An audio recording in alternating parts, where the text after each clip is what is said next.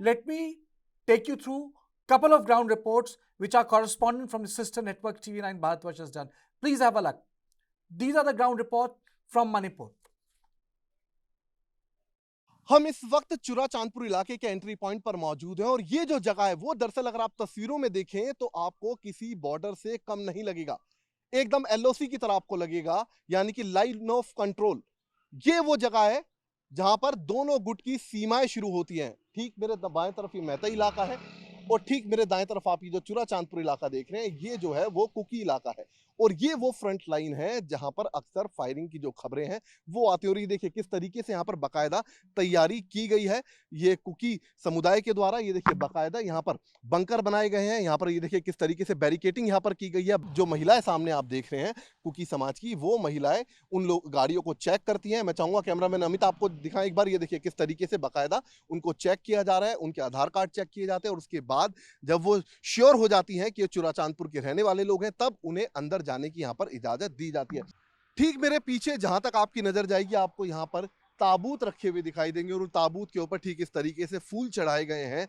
दरअसल इस वक्त मैं चुरा चांदपुर इलाके के अंदर मौजूद हूँ। ये पहाड़ी इलाका है और इस हिंसा के दौरान तकरीबन 138 लोगों की मौत हो चुकी है और उन्हीं की याद में देखिए किस तरीके से सिंबॉलिक तौर पर यहाँ पर ये ताबूत रखे गए हैं।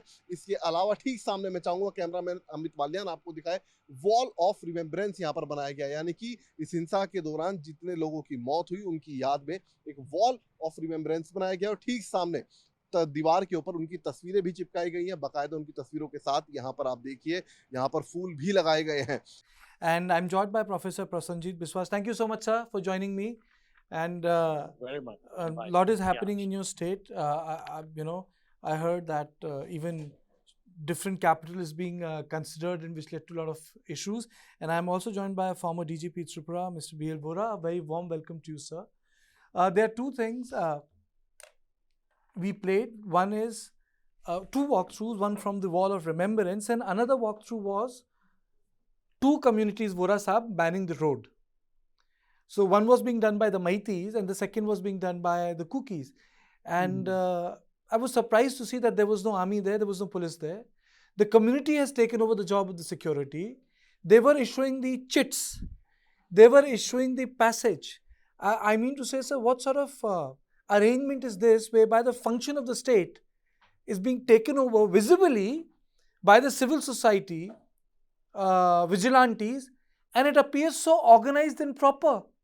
You know, if this would have looked like a war zone, then it would have, it would have been a normal of a war zone. This was very proper. You had children sitting in the car, women inspecting it. So, there's a new normalcy where the state as an instrument of force and stability is visibly absent. See, the state has withdrawn itself, and the level of mistrust is so much the way you are showing, is that they are not even willing to see the face of each other. Now, this situation has, if you ask me, it has three dimensions. Okay. One, why it happened. Two, what is the current situation, how to handle it. And three, how about the future? Now, why it happened? See, there are many reasons. I mean, from the face of it, one community is blaming the other community altogether. The other community is blaming the first community altogether. But if you look deep into the issues, there are many issues, and in a way, both are responsible to some extent. Maybe one is more than the other. The current situation, as far as concerned, yes, the basic need of doing 2-3 things with what you have shown. Number one, violence must be stopped henceforth, for which state must use its brutal force if necessary, plus the peace initiatives. Second is, of course, peace initiative. I think is very important. There's a peace committee. It has not been able to do much of work. So I would recommend that with the peace committee, let them have other eminent citizens. Manipur is known for eminent sports persons, for example. There are eminent doctors belonging to all the communities there working in Imphal itself. There are journalists who are there. The very other respected people, lawyers and ex-judges of the High Court and all. So I think they will have to come forward, and especially the women organization. You know, the Nupilan and Mira Paibi, what you have. So I think they have to come forward. Of course, at the time, at this moment, they have taken strong positions. But surely, if somebody talks to them, they have behaved very responsibly over the years. But now situation is different. That's why they are behaving like this. And I think about the future. I think the basic issues have to be sorted out. Now, basic issues are, you of course know it. I'm just repeating a few for my satisfaction. Basically, see, it is the cookies who have come over from Myanmar, and they settled here, the local cookies here, they welcomed them, and one was a question of land, so on which many of them were made to stay. The government identified those illegal migrants, so to say, immigrants, so to say, and government wanted to report them back when situation becomes better and look after them meanwhile. So this was not liked by cookies. Poppy cultivation is another one. It has come here. There are many poppy drug lords who have brought it here. Government has been destroying it. This is another thing which has not been liked. The third is, of course, eviction of people from the forest land. There, of course, people had established houses. So they have been evicted, and then, of course, some churches have been built. Now, this is not to say that Maithis are not, I think, responsible. I think both parties are responsible. These issues were there. This could have been handled better.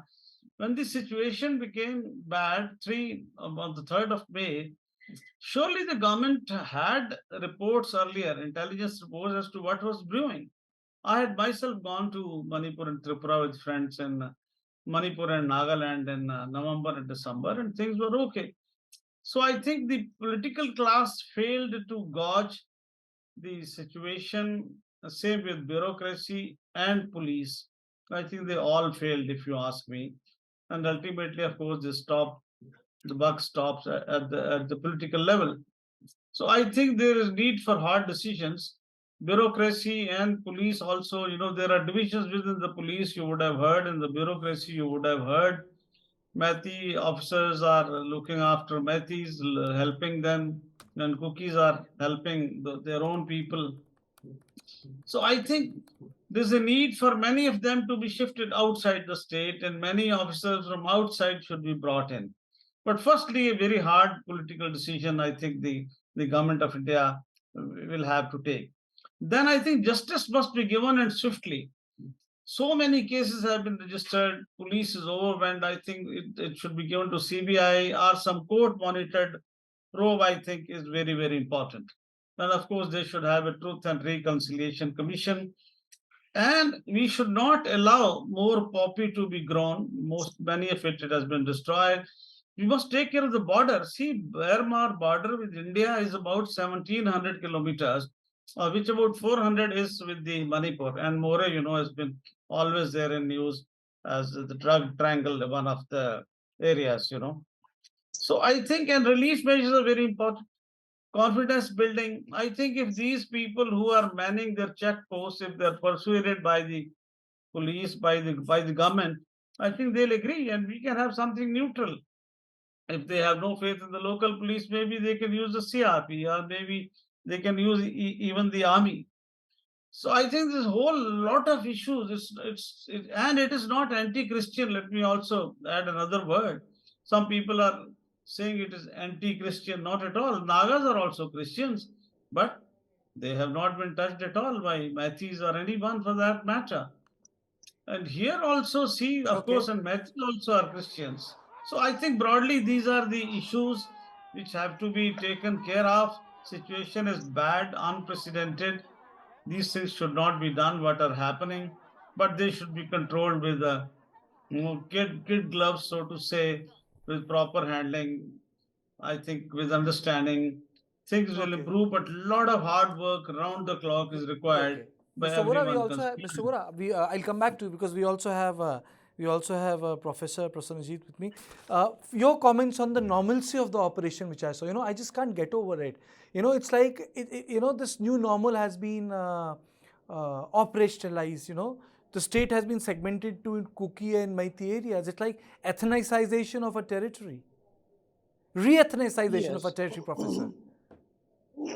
Yes, these are based on territorial claims, the territorial claim of valley, the territorial claim of hills, the question of who is an autochthon, who didn't at all migrate. But there is no community who didn't migrate, And so calling one community as illegal immigrant, in the name of a community, is hardly justifiable. And we should not propagate a stereotype in the name of a community, which would add fuel to the fire at this moment. So it is better to consider communities as a whole, and every community has contributed to the growth and development of Manipur. The hill economy is largely sustained by the agrarian Kuki cultivators. Nagas also do agrarian cultivation. Now, as far as poppy cultivation is concerned, poppy cultivation has a very complex kind of a situation. It is something that is to be looked at in a more holistic way. Who are actually sustaining it is a big question that needs to be investigated. We know the case of this Manipuri woman police inspector who had been withheld from the force because she was trying to find out the linchpin. We know the story.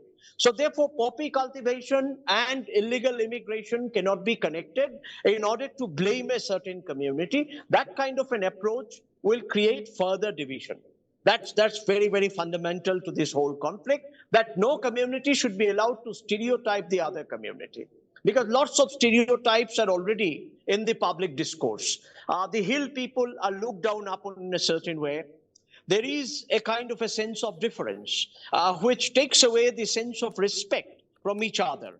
So we should bring back the sense of respect, respecting the cultural difference, and yet bringing back a sense of peaceful coexistence, which is absolutely needed now in the strife-torn Manipur. When the social fabric gets torn, we need to de-parochialize the public discourse. We need to ensure that in no way a kind of a parochial idea is generated, and then that gets mixed with all kinds of forces of violence. Already a logic of revenging has set in. Who can take revenge? There is a competition on that. This competitive act of revenging now needs to be transformed into a sense of peacemaking, a sense of restoration of the peace and justice, and a sense of human security, which is entirely missing in the current context. Now, the image of organizing borders and boundaries is actually a kind of a manifestation of the inner sense of insecurity, an inner sense of xenophobia and exclusivism. And that sense has developed through the institutional mechanism. Institutional mechanisms have been exclusivist, and there has been a large amount of social exclusion, needless to say. In a situation where you have a multi-ethnic, multi-tribal society, and you have seen its gender dimension. In fact, no one should go into violating women. No one should attack the children. But people have forgotten the basic rules of a civic life in such a conflict-torn situation. And people have to be restored back to their sense of civility. And that restorative act is something that we need to work out very, very carefully, Kartikyoji. In order to work it out, all the factors and the actors have to be brought together. We cannot exclude someone in the name of this or that. Now, this bordering that has happened between Churachandpur and Imphal Valley, from both sides, that could have been declared as a buffer zone. The state can collaborate with the communities so that peace building is possible. State should not remain absent. Rather, state should collaborate. State should find ways to cooperate so that the mutual fear and distrust can be bridged up by the state, because state is supposed to be neutral. The neutrality of the state needs to be reasserted in order to restore the sense of peace and trust. But neutrality of the state is not reasserted, as if state is a third party. State is not a third party. State is embedded in the Kukis, in the Meiteis. State is embedded in the state of Manipur. State is embedded in all the communities. So it is the task of state to integrate and reorganize the communities who have disinterred and separated themselves by a certain logic of revenging. So state has to understand the gravity of the situation. States had done, the police, the security forces have done wonderful works of rescuing people. We have seen that. They have ensured security in certain areas which were very, very vulnerable. Now, in the whole process also, there is a flip side, that there is a conflict between one security force and the other security force. There is a kind of a sudden replacement of mega DGP of Manipur as well. So we can see, how state has responded to the moment of conflict. And the response had not been very reasoned one and a very justifiable one. Therefore, we need to bring back the standard operating procedures, the procedures that can govern a sense of security without being harsh or without being, very, very loosened. So one has to balance out the action of the state, which is not being balanced out. We can see certain piecemeal action on the part of the state. I don't think piecemeal action is going to lead us to a certain kind of restoration. So therefore, we need to take that entire complex history which builds into this conflict. We need to take into account the existential situation, which is about fear and angst about the other and the process of othering that is happening, generating an inner sense of bordering, inner sense of social exclusion. So we need to see this social psychology, this political psychology of affirming a certain kind of exclusivism and a certain kind of ethnocentricity mixed with a kind of xenophobia that actually creates a kind of a physical border with the concrete kind of other. One is a concrete other of the other side. Now you see, this kind of a mode of thinking has to be reshaped, altered, and transformed into a sense of fraternity. That is the task. Unless we are able to comprehend the gravity of the situation and accordingly act in a manner that the neutrality, impartiality, the social fabric can be restored, we are going nowhere, actually. Kukis and other tribes, Kukis especially, cannot stay in the Imphal Valley. Meiteis cannot stay in Churachandpur area. And we need to see how we can restore the homes. The homes need to be restored.